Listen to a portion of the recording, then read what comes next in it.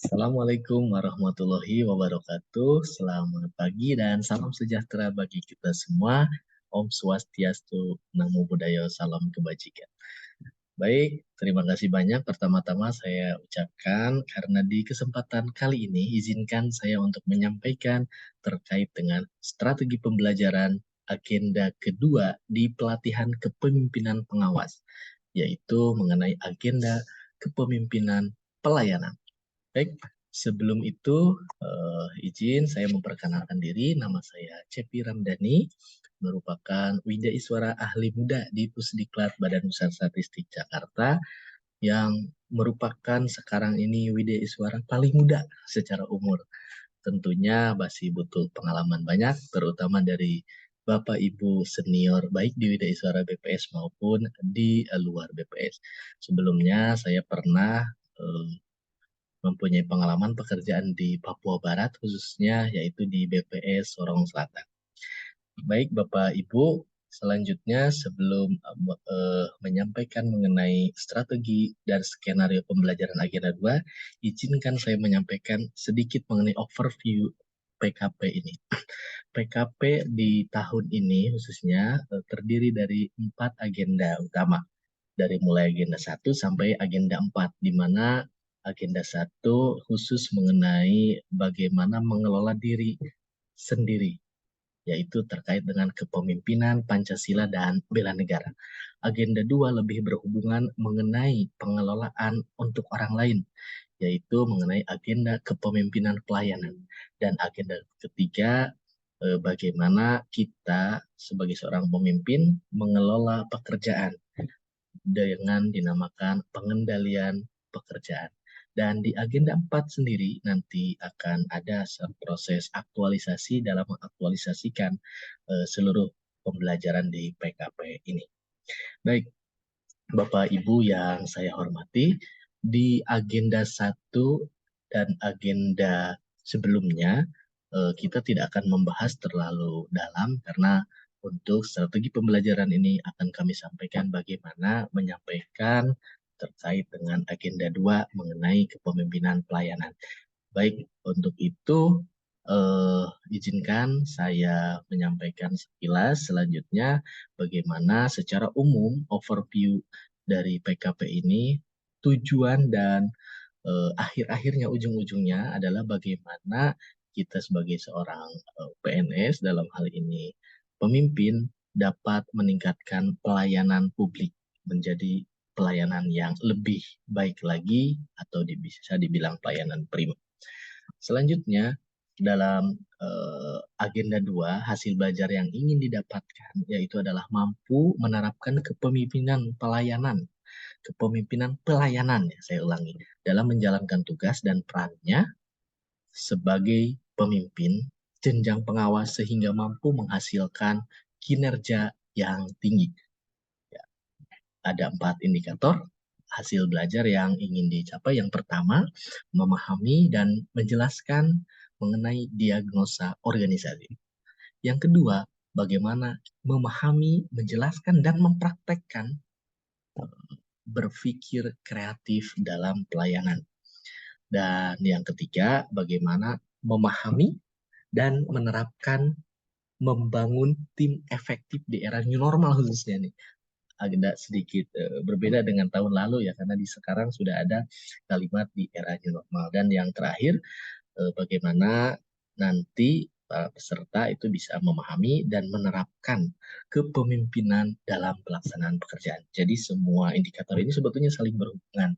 Bagaimana di awal kita mendiagnosa kendala-kendala yang ada di organisasi, setelah itu bagaimana kita berpikir kreatif dalam menyelesaikan kendala tersebut, masalah tersebut, sehingga mendapatkan solusi secara inovatif dan kreatif, tentunya dengan cara bagaimana? Dengan cara membangun tim yang efektif, yang disesuaikan dengan perkembangan terkini di era new normal. Sehingga eh, kita sebagai seorang pemimpin dapat melaksanakan pekerjaan dengan baik. Oke, selanjutnya dalam agenda 2 ini, seperti disampaikan sebelumnya, ada 4 materi, mulai dari diagnosa organisasi, berpikir kreatif dalam pelayanan, membangun tim efektif di era new normal, dan kepemimpinan dalam pelaksanaan pekerjaan. Dalam materi diagnosa organisasi, setidaknya ada 5 submateri, dari mulai konsep organisasi sebagai open system, konsep diagnosa organisasi, lingkungan eksternal organisasi, komponen internal organisasi, dan gagasan perubahan peningkatan kinerja pelayanan publik. Begitupun keterkaitannya dengan yang kedua, yaitu berpikir kreatif dalam pelayanan. Ini ada 4 submateri, mulai dari ceramah, berpikir kreatif dan inovasi dalam pelayanan, teknik-teknik berpikir kreatif, konsep dasar inovasi, dan strategi inovasi berperspektif, dan bagaimana implementasi strategi berpikir kreatif dalam hal pelayanan publik. Oke, di dalam materi yang ketiga, yaitu membangun tim efektif di era new normal, ada 3 submateri yang akan disampaikan. Pertama, tim efektif dalam pelayanan. Yang kedua, bagaimana karakteristik tim kerja efektif itu sendiri. Dan yang terakhir, bagaimana strategi membangun tim kerja yang efektif. Ya. Dan yang keempat ini mengenai kepemimpinan dalam pelaksanaan pekerjaan. Di situ ada 4 submateri, dari mulai pendekatan kepemimpinan dalam pelaksanaan pekerjaan berkelas dunia, world class governance. Yang kedua, konsep dasar kepemimpinan pelayanan dalam pelaksanaan pekerjaan. Yang ketiga, praktek dan kepemimpinan pelayanan. Dan yang terakhir adalah menyusun kegiatan strategis, tentunya dalam memberikan pelayanan yang prima. Nah, skenario pembelajaran yang akan kita lakukan di agenda PKP ini menganut metode blended learning, di mana setidaknya ada 3 tahapan. Yang pertama adalah self learning atau belajar mandiri. Setelah itu ada sinkronus, yang ini merupakan bagian dari distance learning. Selain itu juga ada asinkronus, tatap muka langsung. Untuk sinkronus dan asinkronus ini tidak secara tatap muka langsung, tetapi dua-duanya merupakan satu kesatuan di distance learning. Dan terakhir nanti ada klasikal. Selain itu juga ada aktualisasi. Nah, di dalam distance learning itu dibagi 2, sinkronus dan asinkronus, di mana pada tahapan sinkronusnya kita bertemu secara tatap muka lewat virtual tentunya. Metode yang akan disampaikan mulai dari ceramah interaktif, bagaimana di online itu kita pun tetap bisa berinteraksi, tanya jawab, curah pendapat, ice breaking berupa kuis, atau mungkin pemutaran film-film pendek. Dan di sesi asinkronus lebih banyak diisi oleh penugasan-penugasan secara mandiri maupun kelompok. Oke. Masing-masing sinkronus sebanyak 6 CP dan asinkronus 14 CP. Total untuk distance learning adalah 20 CP.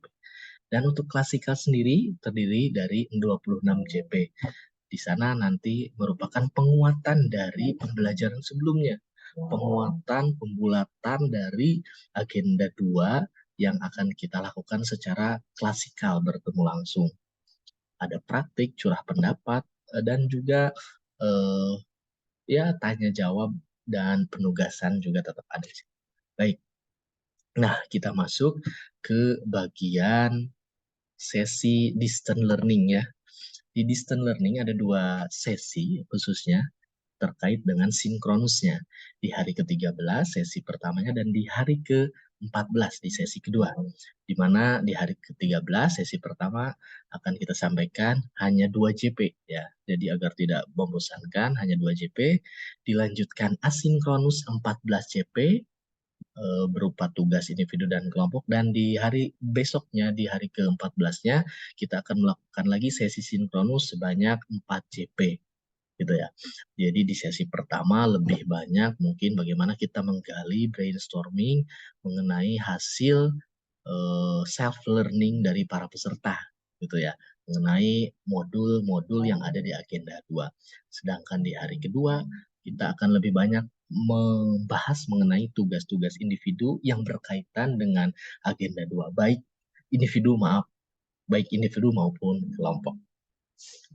Selanjutnya untuk sesi klasikal di pembelajaran ini akan dibagi menjadi 3 hari dalam 3 hari. Di sesi pertama hari ke-29, sesi kedua hari ke-30, dan sesi ketiga di hari ke-31. Seperti disampaikan sebelumnya, ini adalah pembulatan dan penajaman materi khususnya di agenda 2. Di sesi 1 terdiri dari 9 JP yang akan diisi dengan perkenalan, motivasi, triggering, stimulasi, dan selain itu pun di sesi-sesi tersebut akan diselipkan materi mengenai overview diagnosa organisasi, strategi inovasi, dan membuat tahapan perencanaan kinerja. Tentunya akan disampaikan secara fun gitu ya, agar teman-teman ini dapat mengikuti dengan baik. Di sesi kedua hari ke-30, seperti halnya di sesi pertama, ada materi mengenai overview, strategi membangun tim kerja yang efektif, dan pendekatan kepemimpinan berkelas dunia gitu ya. Kepemimpinan pelayanan berdasarkan core value ASN berharap. Dan di hari kedua pun ini akan diisi dengan penugasan dan diskusi kelompok. Bisa nanti kita menggunakan metode-metode yang memang mendukung, bisa jigsaw ataupun metode-metode lainnya. Setelah itu teman-teman dapat berdiskusi untuk memecahkan masalah. Di hari kedua ini cukup padat, 12 CP. Dan di hari ketiga, di sesi 3, tepatnya hari ke-31, pembelajaran PKP, peserta akan diminta untuk mempresentasikan hasil diskusi kelompok tersebut, bagaimana dalam mendiagnosa organisasi, menemukan gagasan, merumuskan program atau kegiatan, dan terakhir menyusun tahapan kegiatan. Tentunya juga akan diminta feedback dari fasilitator sebanyak selama mengikuti pembelajaran. Total selama klasikal, jumlah jam pelajarannya adalah 26 ya, seperti itu. Baik, mungkin seperti itu yang akan disampaikan dalam mata pelatihan, agenda 2 PKP. Mudah-mudahan bermanfaat dan mudah-mudahan apa yang disampaikan ini sesuai dengan yang menjadi kurikulum dari PKP. Terima kasih atas perhatiannya. Lebih dan kurangnya saya mohon maaf. Yang kurang-kurang tentunya dari saya pribadi dan yang benarnya dari Tuhan Yang Maha Kuasa. Terima kasih, saya tutup. Wabillahi taufiq wal hidayah. Wassalamualaikum warahmatullahi wabarakatuh.